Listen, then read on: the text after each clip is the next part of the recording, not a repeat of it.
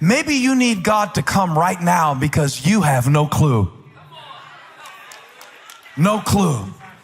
Just graduated college and you have no clue who's going to hire you. The Lord told me to put a little graduation speech energy in this today. So I'm putting a little graduation speech energy in this today. For everybody who is in high school right now and they're all asking you, where are you going to college? And what are you going to do with your life? And where are you going to retire to? I mean, we start asking everybody everything so soon before I even get a chance to know who I am. I can't even hang my middle school diploma on my wall, my 8th grade graduation participation trophy certificate on my wall, before you want to know, well, where are you going to college? And nowadays, there is so much pressure. Let me rant. I came in on a holiday weekend, so let me rant. Let me have a little fun. Let me have a little therapy. Is it so necessary that our kids have a 9.7 GPA in the 3rd grade so that in case they want to go to Harvard? What if in case I don't want to pay for Harvard? Stop asking my kids, are you going to Harvard? I don't want them to go to Harvard. I want them to go to online school because it's cheaper. Leave my kids alone. Somebody that's had somebody pressuring you to make a decision, just shout real quick, leave me alone, I don't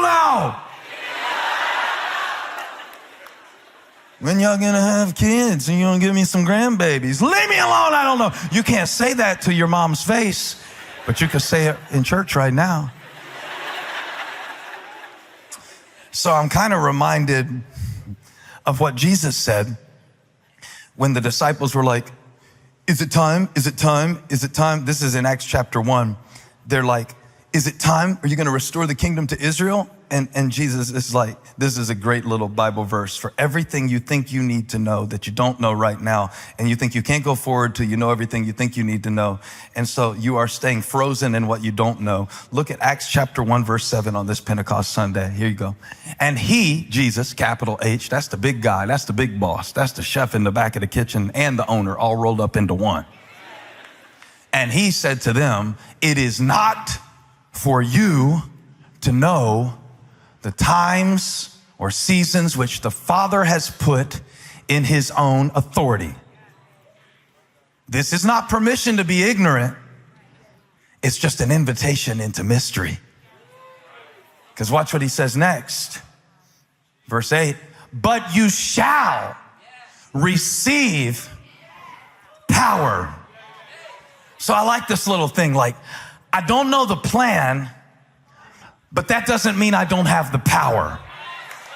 I love that, don't you? I don't know the plan, and I don't know how this ends, and I don't know when, but I definitely know who. See, the Holy Spirit doesn't just give power, he is power. So if you believe in Jesus, are there any believers in the house? And if you've called on his name to save you, not only did he save you, but he's stepping through every season with you, and you have power. Somebody shout power. I even need my security to shout power. Power, power, power, power, power. That's what I've got. You got a plan? No, I got power. You got it all worked out? No, I got power. You got a 7-step strategy? No, I got power. Power enough to do what? Power enough to walk it. Okay. I gotta get back to it. He said, it is not for you to know the times that the Father has called you to trust him with. So a lot of times, it is not about us knowing what time it's going to be when it happens. It's about us trusting God enough that until he does show us what he's doing, we can trust him, that his hand is steady, that his hand is active, that his heart is full of love for me. And this enables me to stand in uncertain seasons. I mean, it is an uncertain season when Jesus just vanishes and you don't know when he's coming back. The disciples were like, we need to know. I'm speaking to somebody today who thinks you need to know something that you don't need to know right now. And what I want you to begin to say to yourself over the next 7 days, for all of those times that you think you need to know something that God is trusting you to let him control, is just over and over say, I'll know, this is my first point of the sermon. I'm like, I've already made some points, but this is the first one I told him to put on the screen. When I need to. I'll know when I need to. That thing hit me. That thing hit me the other day because I was praying about something. Well, okay, that's very generous to call it prayer. I was worrying about something. I don't know why I wanted to label it prayer in front of you. Y'all make me want to get up here and pretend I'm holier than I am. I was stress eating about something. I really don't want to get any more honest than this about it. That's about as far as I'm willing to go with you. That's all you need to know. What were you stress eating? Don't worry about it. That's all you need to know. This relationship is on a need to know basis, and so is your relationship with God. I'll know when I need to. Say that. I'll know when I need to. I love participation and response because I think when you speak something that God speaks to you, it has a lot more of an opportunity to get in you than just when you listen to me say it. I'll know when I need to.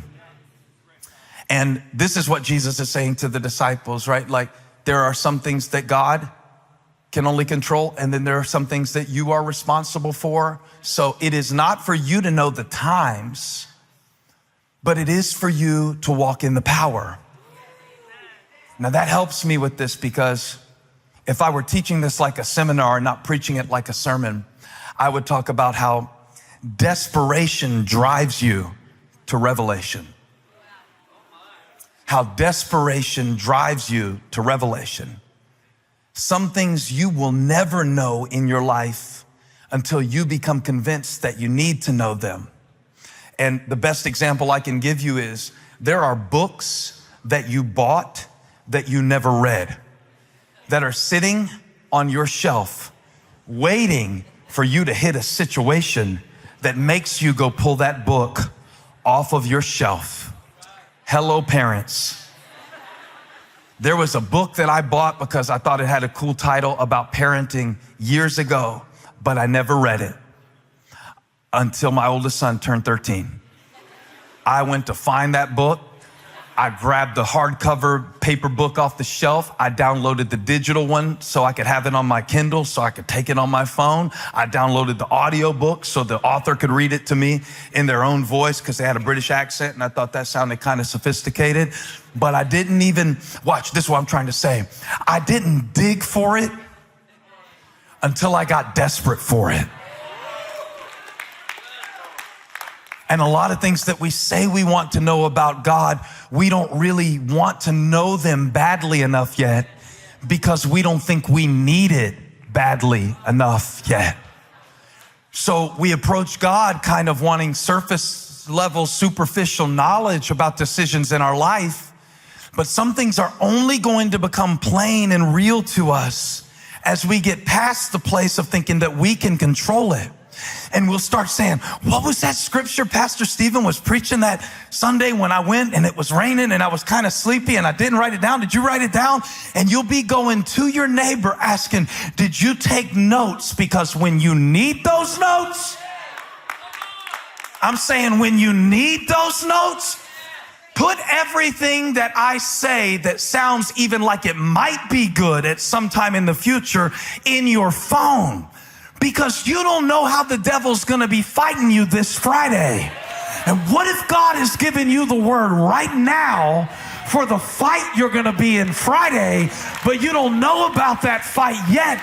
But put it in your phone so when the fight comes, you will know where to go, that God gave me this word for this fight before it was ever even the first round. See, I can't hit the gym and start lifting when it's time for a competition. And I'm going to be in some situations in my life where I need sudden strength. So how do I get sudden strength? It's with a steady hand. It's going to come all of a sudden. And I believe that there are many here today who are standing in front of something that God is calling you to walk into, but you won't go into it because you don't know what's on the other side of it. Enter Elisha, the prophet. Now, this is what I got up to talk to you about on this Pentecost Sunday. Little Bible story I really love. I hope you love it too by the time that we're done. And I don't need you to know every single detail about the kingdom of Israel to get this Bible passage, please. I know some people, when they get into this stuff, they're like, I feel so dumb, man. I don't know any of these Bible stories, and I know I should, but I don't know what you're talking about. You don't need to know every bit of the background of this just to get what God has for you from it. So here's what I think you need to know about this passage. The king of Israel, the king of Judah. So there's a northern kingdom of Israel, southern kingdom of Judah. Jehoshaphat, he's a pretty good king in Judah. Jehoram, terrible king. But his mom was Jezebel. She was really, really bad. And Ahab was bad. So he came by it honest. And so he didn't really get a lot of good training in how to do this. But he was terrible. These two kings are with another king from Moab, and from Edom. See, I get this stuff mixed up too. From Edom, which was the wilderness where they were attacking through. So they pick up this king of Edom, and they're going to fight against Moab. And Moab is trying to rebel. But let me explain the situation. Let's see if you've ever been there before. On their way to go to war, they run out of water in the wilderness. Has that ever happened to anybody in here? That on your way to fight one battle, you encounter something that you didn't plan for that weakens you on your way to war. It's this feeling you can get sometimes that I was already juggling enough. I was already struggling enough. I feel so anointed to break chains today for people. I'm excited about it. I was already stressed enough. I was already overwhelmed enough. Now this. And in the King James, one of the kings looks up, the King James version of the Bible, he looks up and says, alas. I love that because it's kind of like the King James cuss word. He's like, alas. Dang it. Like we're out here trying to fight the Lord's battles and the Lord won't give us water. Now, so they marched 7 days through the desert, and Edom is butted up right against the Dead Sea. So it's a dry place. So they can't even defeat their enemy without passing through a dry place to do it. And that's half the problem with us keeping our faith, is that we just don't get to show up to stuff fresh. We don't just get to show up to stuff feeling good. We don't just get to show up to our mission in a good mood. A lot of times you will have to do the mission when you're not in the mood that you were in when you said you would do the mission. A lot of times I have to preach the sermon when the feeling that I got when I received the sermon is sitting back in Thursday when I studied the sermon. But I've got to do it then, and I've got to do it not for my own glory, but I've got to do it so somebody can be helped. Now, what do you do when you're on your way to a war and you run out of water?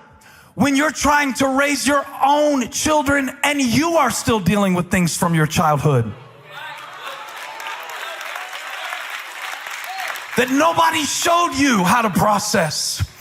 that nobody taught you how to break down trauma and convert it into triumph. I mean, that sounds cute, but I don't know how to do it. But God says, you'll know when you need to know. So even if you didn't get it when you think you ought have, stop screaming because I think I'm preaching too hard. I don't think you can hear what I'm saying because you're just listening to me holler. If you didn't get it when you should have gotten it, then that wasn't when you should have gotten it. There's something about now that God knew. There is something about your future that God still knows. Just because I don't get it suddenly, and just because I'm not walking in it presently, doesn't mean that God isn't giving it steadily.